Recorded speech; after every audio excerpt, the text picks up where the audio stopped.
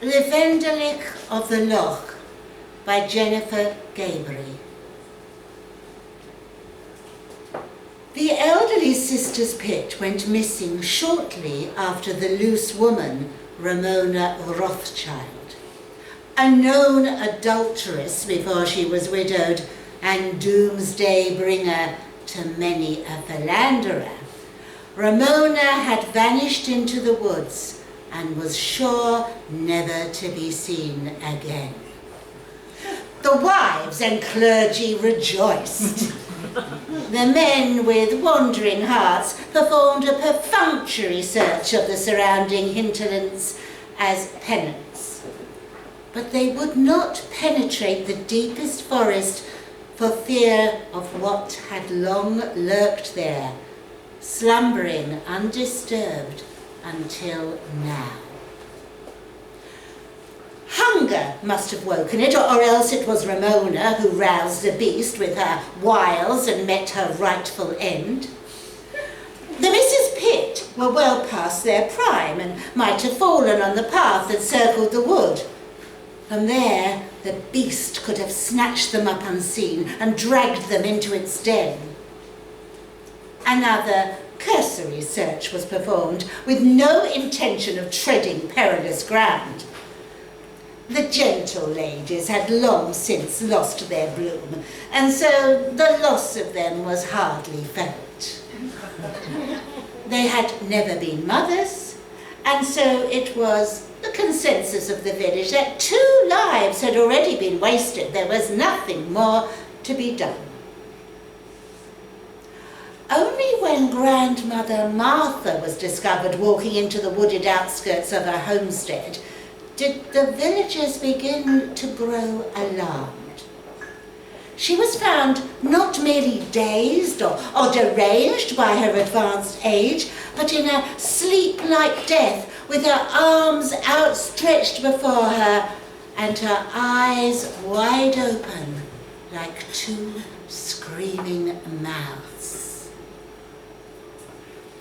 After she was restored to her bed and the village physician had come and gone and proclaimed the venerable dame unscathed, she rose with the sun as if nothing had happened, recalling none of the night's events. On the word of the village council, the men built ramparts around their homesteads. The bulwarks were high as hills to enshrine the maidens who would one day be mothers and their increate babes, lest the losses be great. As the twilight hour told, girls were herded home by their fathers, small children by frantic mothers, and the ways in were bolted and shuttered and barred. The boys knew the knock that would open any door. They returned home when they pleased. Old Lady Hadley was sighted not a fortnight later, walking the perimeter of the wall with her arms extended and her eyes blank. It was widely known that she had married for money and not for motherhood, and had been the most prodigal of wives. Her good husband had died a pauper without the consolation of sons. Her evening stroll was followed by that of Mrs. Tanner, whom everyone suspected of whipping children who trespassed onto her flower beds. One child had complained of a feruling with her cane, and the rumours that sprang from that story grew faster than her roses. It appeared that the monster had particular appetites, only sated by a certain variety of woman. The villagers wondered in secret whether they should dismantle their walls. But with so many maidens whose virginity was to be vouchsafed, they could not risk the beast becoming less peculiar or precise in its habits. After all, it had lured dear Grandmother Martha, whose offspring were many and whose faults were few. What was to stop it moving from the mere relic of a good woman to the bounty of a virgin maid? The village had already suffered the scourge of a wicked spirit not 12 months before. Half a dozen children were taken in the night, and the rain washed clean their tracks. Without so much as a footprint to follow, the villagers never located the lair of whatever had robbed their cradles and sent women crying into the storm. 3 mothers dropped down dead of sorrowed hearts. That was the physician's esteemed opinion. And so the mothers who remained were all the more frightened of their own sweet infants vanishing. They kept constant vigil, with the aids of their daughters, whilst their sons and husbands slept.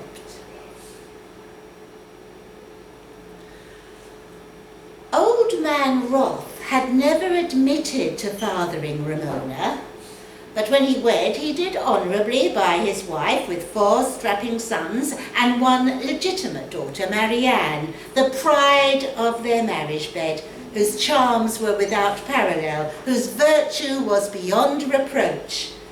She would never want for suitors. Half of the women in the village plied her with gifts, instruments of torture to maintain her uncommon beauty, proprietary potions concocted in their own kitchens, sage advice on the art of submission, matronly wisdom on the care of babes. At the tender age of 3 and 10, she was barely more than a babe herself. The other half of the women despised her more and more deeply for her undeniable attractions. No husband would spare his wife a glance once womanhood descended upon the unrivalled Marianne. Nevertheless, her disappearance brought tears to the eyes of jealous hags whose youth and usefulness were spent. Ramona was even more comely, but it came at the highest cost. Her surname was not a given one. It was her mother's warning to old man Roth. It was to his great dismay that she, and not Marianne, emerged from the wood one morning, looking rattled but still of sound body and mind.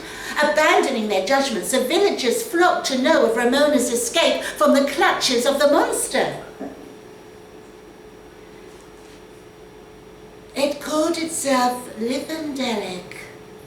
It rose from the red Loch where the ancients submerged their dead. It spirited me away to the watery grave to baptize me in pagan blood. 'Twas then that I offered an exchange. The crowd around her quieted as their collective blood ran cold. A ransom of women, the barren and the childless, the unwed and aged, are unwanted ones in trade for those it has taken.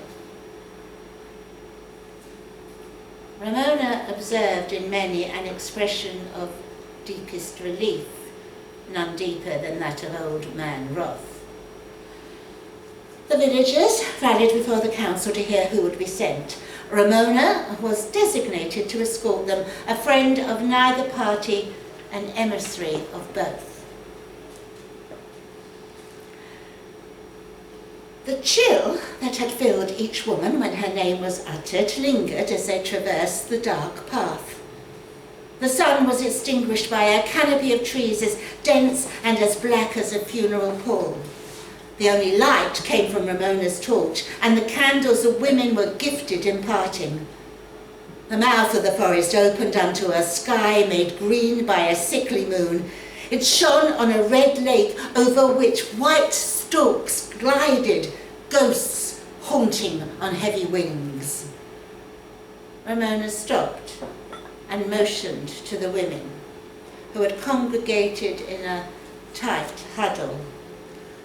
Before, they had given each other berth enough to walk. Now they stood, shoulder to shoulder, clasping the arms of their neighbours, many with eyes streaming. None of them made a sound. A shadow grew out of the forest, as if it had been seeded there, an outline formed against the backdrop of black shapes. The women held each other, some shut their eyes, some moaned behind closed mouths, all stood their ground. The shadow expanded, the outline sharpened, and before them, dimly lit by torchlight, the forms of the missing children and Marianne materialized. From the children's sucking mouths came guttural lullabies. Their hands and arms were encrusted in blood. The viscera of previous meals hung like stinking garlands around their necks.